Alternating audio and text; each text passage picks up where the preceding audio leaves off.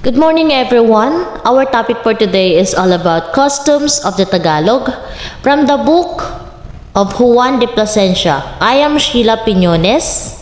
Then, without further ado, let's begin. Juan de Plasencia was a Spanish friar of the Franciscan order.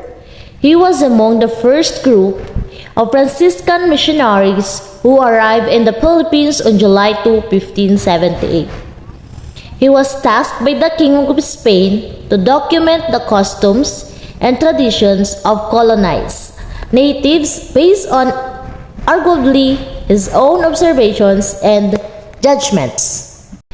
He spent most of his missionary life in the Philippines, where he founded numerous towns in Luzon and authored several religious and linguistics books. Most notably the Doctrina Christiana, Christian Doctrine, the first book ever printed in the Philippines.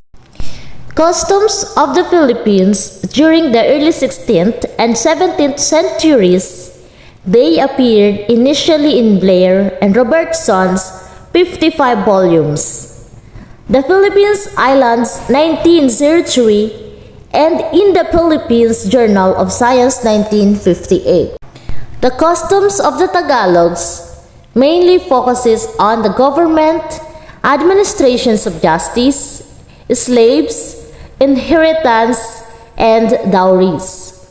Juan de Plasencia mentioned in his account that every barangay, a tribal gathering consists of 30 to 100 families together with their slaves, have their own datu at the top of the social status, who governed the people and was the captain in their wars, followed by the maharlikas, commoners, and slaves.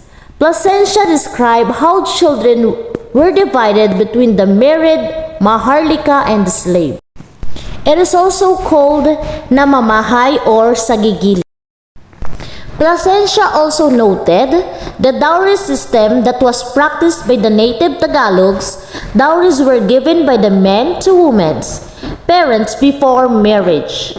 Moreover, Plasencia mentioned the worship of the Tagalogs, noting the Filipinos have no temples but they have what they call simbahan, which means a place of adoration, because this is where they gather when they wish to do a feast, called pandot or worship.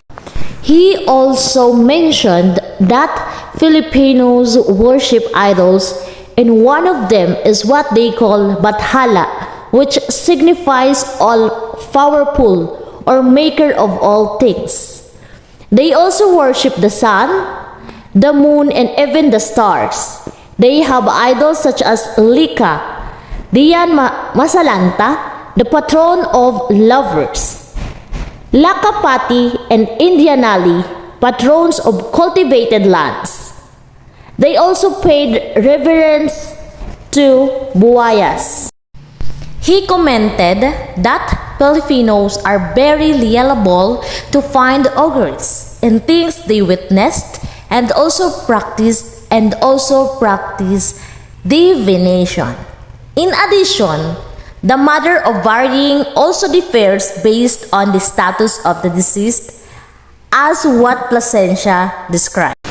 They also have distinctions among the priests of the devils, such as Katalunan, Sonat, Mangaguay, Manyisalat, Mankukulam, Hukluban, Silagan, Magtatagal, Osyan, Manggagayuma, Pangatahuhan.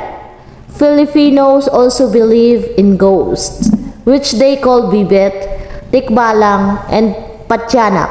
However, they noted her that such beliefs were already erased through the teaching of the Holy Gospel.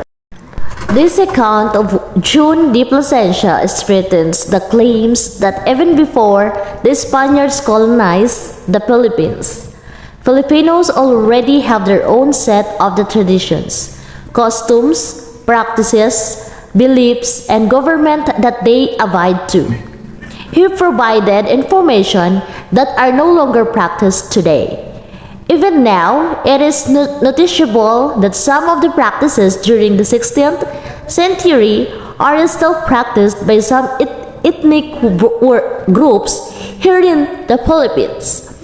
The Bagubu system, for example, which required the brides to be father make her return present equivalent to the one half of whatever is agreed upon as dowry, and there are still people, especially the elders,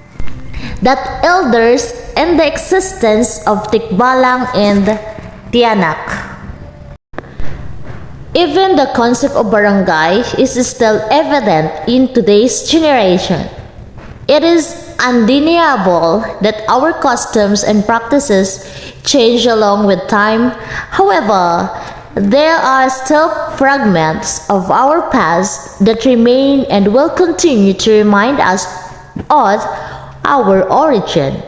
It is such an honor knowing about our history and being able to discover how rich the Philippines was in terms of our customs, beliefs, and practices. Thank you so much for listening. That is the end of our discussions.